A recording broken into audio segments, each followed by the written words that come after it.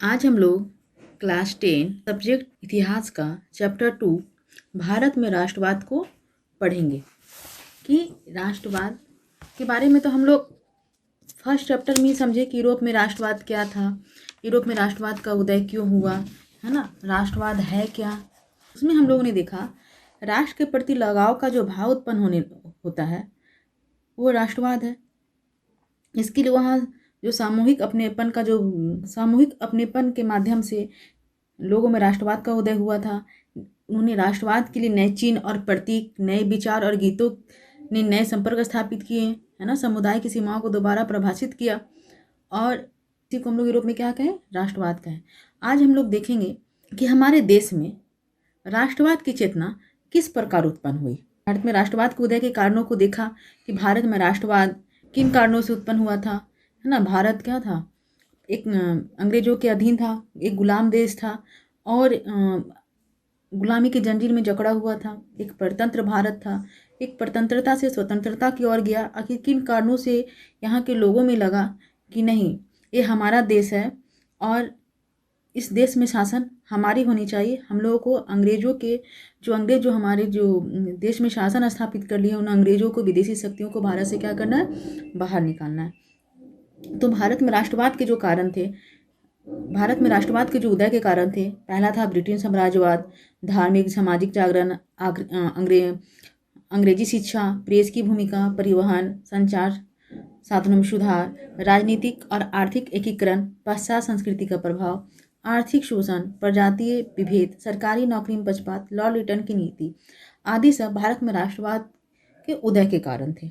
इस अध्याय में जो हम लोग पढ़ेंगे, राष्ट्रवाद के उदय के कारणों को हम लोगों ने पिछले अध्याय में पढ़ चुके। आज हम लोग को इस चैप्टर में जो पढ़ना है वो मुख्यतः 1920 के दशक से आगे अध्ययन करना है। यानी मुख्यतः इस चैप्टर में हम लोग को दो आंदोलनों के बारे में पढ़ना है। एक असहयोग आंदोलन, नॉन कॉपरेशन मूवमेंट, दूसरा हम लोग को पढ़ना है सविनय आज्ञा आंदोलन, सिविल मूवमेंट। कैसे भारत में इन आंदोलनों की शुरुआत हुई, किन कारणों से हुई, इन कारणों को देखना है और कैसे इन आंदोलनों ने भारतीय स्वतंत्रता संग्राम में किस प्रकार से जन चेतना जगाई। तो सबसे पहले हम लोग देखेंगे असहयोग आंदोलन। असहयोग आंदोलन ये महात्मा गांधी द्वारा शुरू किया गया आंदोलन था। महात्मा गांधी के नेतृत्व में 1920 से 22 ईस्वी के बीच में यह आंदोलन चला और यह आंदोलन भारतीय राष्ट्रीय आंदोलन के इतिहास में महत्वपूर्ण भूमिका निभाया। महात्मा गांधी का भारतीय राष्ट्रीय आंदोलन प्रवेश 1915 ईस्वी में हुआ। दक्षिण अफ्रीका से लौटने के पश्चात उन्होंने 9 जनवरी 1915 को दक्षिण अफ्रीका से भारत में लौटे, जिसको हम लोग मनाते हैं ना प्रवासी दिवस, हर साल 9 जनवरी को प्रवासी दिवस के रूप में। तो महात्मा गांधी ने 9 जनवरी 1915 को ही क्या किए थे, दक्षिण अफ्रीका से अपने स्वदेश लौटे थे। इसलिए हम लोग 9 जनवरी को प्रवासी दिवस के रूप में भी मनाते हैं। तो महात्मा गांधी ने जो आंदोलन शुरू किया, महात्मा गांधी ने एक नए तरह के जन आंदोलन के मार्ग पर चलते हुए, है ना, नस्ल भेदी सरकार से सफलतापूर्वक क्या किए थे, लोहा ले चुके थे। कहाँ पे, अफ्रीका में। जब उन्होंने भारत में आए, उन्होंने कहा कि सत्याग्रह के बल पर हम लोग क्या है, महात्मा गांधी ने लोगों को विचार दिया सत्याग्रह का। उन्होंने कहा कि अपनी अंग्रेजी सरकार ने हम पर जो अत्याचार कर रही है उसका विरोध हम लोग किसके आधार पर करेंगे, सत्याग्रह के आधार पर। तो महात्मा गांधी का सत्याग्रह क्या था, तो महात्मा गांधी के अनुसार सत्याग्रह का अर्थ होता है सत्य की शक्ति पर आग्रह, यानी सत्य की खोज पर उन्होंने बल दिया। उन्होंने कहा यदि हमारा उद्देश्य सच्चा है, हमारा संघर्ष अन्याय के विरुद्ध है, तो हमको उसके मुकाबला करने के लिए किसी भी शारीरिक बल की आवश्यकता नहीं होती है। उसके विरोध में आक्रामकता या प्रतिशोध की भावना का सहारा लिए बिना हम लोग क्या करेंगे, सत्याग्रह केवल अहिंसा के बल पर अपने संघर्ष में सफल हो सकता है। यही था उनका सत्याग्रह का विचार। क्वेश्चन भी पूछता है सत्याग्रह क्या है, तो सत्याग्रह सत्य के प्रति चलने का आग्रह है, सत्य की खोज पर बल दिया। उन्होंने कहा कि नहीं, अगर हमारा उद्देश्य सत्य है, सच्चा है, तो हमको किसी भी उस अन्याय के विरुद्ध हम उस अन्याय के विरुद्ध में किसी भी शारीरिक बल की हमें आवश्यकता नहीं होती है। हमें सिर्फ किसी का यूज करना है, किस बल का, अहिंसा का बल, और अहिंसा के बल पर ही हम अपने संघर्ष में सफल हो सकते हैं। यही है हमारा महात्मा गांधी का सत्याग्रह का विचार। उन्होंने सत्याग्रह का प्रयोग अनेकों स्थान पर किया, है ना। लेकिन सबसे पहले उन्होंने 1916 में बिहार के चंपारण इलाके में क्या किया था, सत्याग्रह का प्रयोग किया था। फिर उन्होंने क्या, चंपारण का वही आंदोलन जहाँ पे नील की खेती जो करवाई जाती है जबरदस्ती किसानों को। फिर उन्होंने किया 1917 में गुजरात के खेड़ा में, जब वहाँ के किसानों का क्या हो गया था, फसल नष्ट हो गया, उसके बाद उसे लगान चुकाने के लिए कहा गया था, उसके विरोध में भी उन्होंने क्या किया था, सत्याग्रह का प्रयोग किया था। फिर उन्होंने अहमदाबाद में सूती कपड़ा कारखाना में जो मजदूर काम करते थे उनके विरोध में भी उन्होंने क्या किया था, सत्याग्रह का प्रयोग किया था। तो महात्मा गांधी ने बहुत तरह से काम किए थे, है ना। उन्होंने राष्ट्रीय आंदोलन में महात्मा गांधी के जो असहयोग आंदोलन हुआ था कि बहुत सारे कारण थे। पहला कारण था प्रथम विश्व युद्ध। असहयोग आंदोलन को जो सबसे पहला पृष्ठभूमि तैयार किया था क्या था, प्रथम विश्व युद्ध। प्रथम विश्व युद्ध 1914 से 18 के बीच चली थी। प्रथम विश्व युद्ध में अंग्रेजों का सपोर्ट किया था, है ना। वो चाहते थे कि भारतीय भी प्रथम विश्व युद्ध में अंग्रेजों का सपोर्ट करे, और उन्हें लगता था, महात्मा गांधी को, प्रथम विश्व युद्ध से पहले कि अगर देश में जो भी विकास का काम हो सकता है तो किसके माध्यम से हो सकता है, सिर्फ अंग्रेज ही कर सकते थे।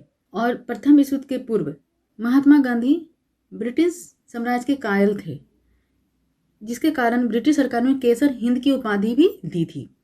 लेकिन प्रथम विश्व युद्ध के बाद कुछ ऐसी अप्रत्याशित घटना घटी जिसके कारण एक सहयोगी गांधी क्या बन गए, असहयोग बन गए। वो ब्रिटिश सरकार की न्याय पर विश्वास रखने वाला गांधी अब अंग्रेजों के बिल्कुल खिलाफ हो गया। जो बिल्कुल अंग्रेजों के कायल थे, है ना, जिसका अंग्रेजों के प्रति उनकी भक्ति भावना थी, वो सब क्या हो गई, खत्म हो गई। अब उन्होंने प्रथम विश्व युद्ध के बाद महात्मा गांधी ने अंग्रेज सरकार को शैतान की संज्ञा दी और उन्होंने कहा कि शैतान के साथ सहयोग करना क्या होगा, एक अपराध के समान होगा। दूसरा कारण असहयोग आंदोलन का शुरू करने का था रॉलेट एक्ट, है ना। इस कानून को हम लोग सबको ही जानते हैं कि इसको हम लोग काला कानून के नाम से भी जानते हैं। प्रथम विश्व युद्ध के बाद भारत में राष्ट्रवाद की भावना का विकास होने लगा, तो अंग्रेजों ने 1919 ईस्वी में एक एक्ट पास किया और इस कानून की इंपीरियल लेजिस्लेटिव काउंसिल ने बहुत जल्दबाजी में पारित कर दिया था इस कानून को। इसके अनुसार सरकार को सभी प्रकार की राजनीतिक गतिविधियों को कुचलने और राजनीतिक कैदियों को 2 साल बिना मुकदमा चलाए जेल में बंद रखने का अधिकार मिला। इस कानून के तहत क्या हो गया था, बिना किसी को बताए, बिना मुकदमा चलाए, बिना किसी को वारंट दिए क्या करता था, उसको कहीं से भी उठा करके जेल में बंद कर सकता था। तो महात्मा गांधी ऐसे अन्यायपूर्ण कानून के विरुद्ध अहिंसक ढंग से नागरिक अवज्ञा चाहते थे। तीसरा जो कारण है असहयोग आंदोलन का, जालियांवाला बाग हत्याकांड। 13 अप्रैल 1919 को जालियांवाला बाग हत्याकांड हुआ था। जालियांवाला बाग अमृतसर में है, एक छोटा सा बगीचा है जिसके अंदर में लोग क्या कर रहे थे, एक सभा का आयोजन कर रहे थे डॉक्टर शरीफुद्दीन किचलू को जो नज़रबंद कर दिया था उसके खिलाफ, और वो शहर से बाहर स्थित था जिसमें आने जाने के लिए बस एक ही दरवाज़ा था। वहाँ सभी लोग एकत्र होकर के क्या कर रहे थे, शांतिपूर्ण सभा कर रहे थे। ये लोग को ये नहीं मालूम था कि वहाँ पे मार्शल लॉ लागू हो चुका है, ठीक है। उसी समय जनरल डायर क्या करता है, हथियारबंद सैनिकों के साथ आता है और मैदान को चारों तरफ से घेर लेता है और सिपाहियों की तरह अंधाधुंध फायरिंग की जाती है, जिसके कारण बहुत सैकड़ों लोग क्या होते हैं, शहीद हो जाते हैं और जनता पर अमानवीय अत्याचार किए जाते हैं। सार्वजनिक तौर पर उन पर कोड़े लगाए जाते हैं, पेट के बल रेंग कर चलने को मजबूर किया जाता है। भारतीयों में जनरल डायर के प्रति घृणा की भावना उत्पन्न हो जाती है। लेकिन जो सरकार है वो डायर के कामों की सराहना करती है, उसको शाबाशी देती है, उसको 20,000 रुपया भी देती है, थैली भेंट करती है, जिसके कारण भारतीयों को लगता है कि इतना घिनौना काम किया, घृणा का काम किया है और उसको क्या कर रही है, अंग्रेजी सरकार भेंट दे रही है ना, उसके काम की सराहना कर रही है, जिसके कारण लोगों में क्या होता है, असंतोष बढ़ता है और सरकारी निरंकुशता और अफसरों के बीच के जो तानाशाही रवैये होते हैं, जो ऐसे अत्याचार करते हो, उसके कारण उन लोग को बहुत ही घृणा की भावना उत्पन्न हो जाती है भारतीयों में। और इन सब के कारण महात्मा गांधी भी अपना जो केसर हिंद का जो उपाधि दिया था उसको प्रथम विश्व युद्ध में अंग्रेजों का सहयोग करने के लिए, उन्होंने अंग्रेजों को दिया हुआ केसर हिंद का खिताब भी लौटा देते हैं। गुरुदेव रविन्द्रनाथ टैगोर भी अपना नाइट की उपाधि क्या करते हैं, वापस कर देते हैं। चौथा जो कारण है असहयोग आंदोलन कारण वो खिलाफत है ना, खिलाफत का प्रश्न। चौथा जो कारण हमारा खिलाफत का प्रश्न है ना, खिलाफत आंदोलन है। महात्मा गांधी के द्वारा असहयोग आंदोलन को शुरू करने में खिलाफत के प्रश्न का ही महत्वपूर्ण स्थान है। ब्रिटिश सरकार अपने उन वचनों का पालन नहीं किया जो उसने भारतीय मुसलमानों के साथ प्रथम विश्व युद्ध के समय किया था। प्रथम विश्व युद्ध में भारतीय मुसलमान तुर्की के विरुद्ध क्या किए थे? अंग्रेजों का साथ दिए थे। और उन्होंने कहा था, भारतीय मुसलमानों ने कहा था कि युद्ध के बाद जब प्रथम विश्व युद्ध समाप्त हो जाएगी तो ब्रिटिश सरकार तुर्की के साथ किसी भी प्रकार का अपमानजनक संधि नहीं करेगी, उसे छीन-बीन नहीं करेगी, क्योंकि भारतीय मुसलमान जो तुर्की का खलीफा है वो विश्व भर के मुसलमानों का धर्मगुरु माना जाता था। और भारतीय मुसलमान तुर्की के खिलाफ जाकर किसका साथ दिया था? अंग्रेजों का।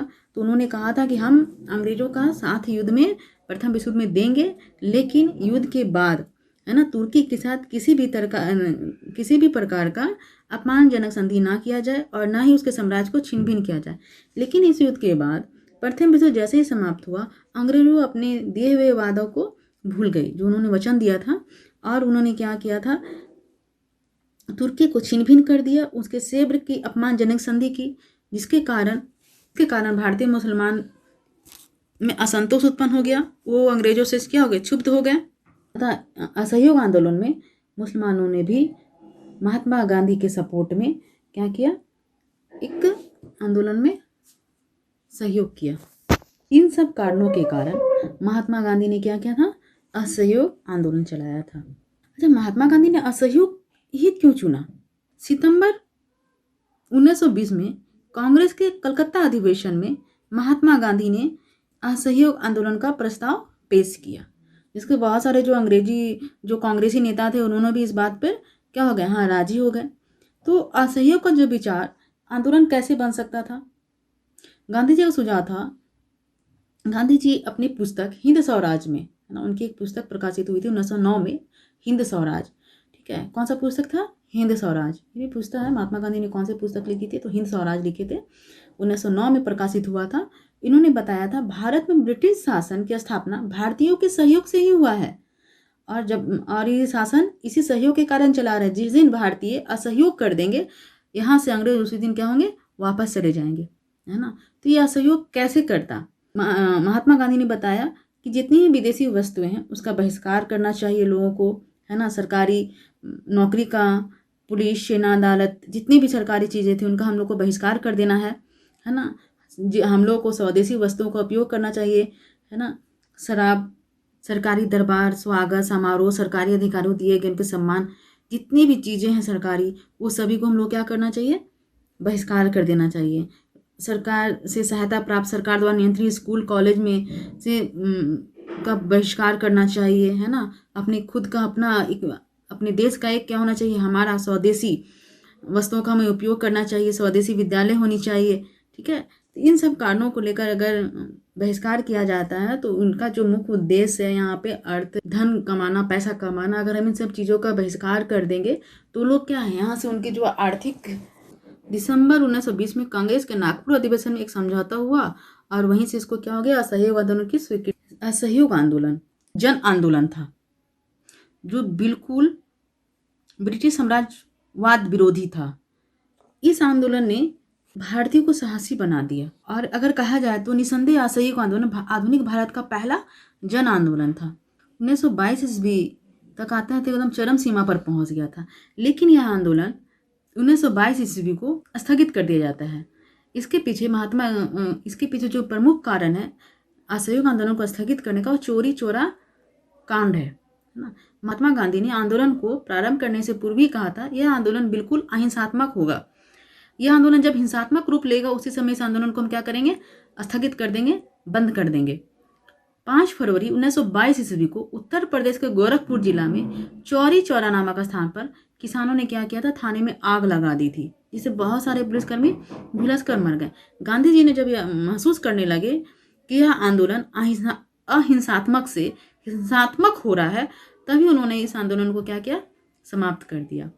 यह आंदोलन 5 फरवरी 1922 ईस्वी को समाप्त हो जाता है। किस घटना के कारण?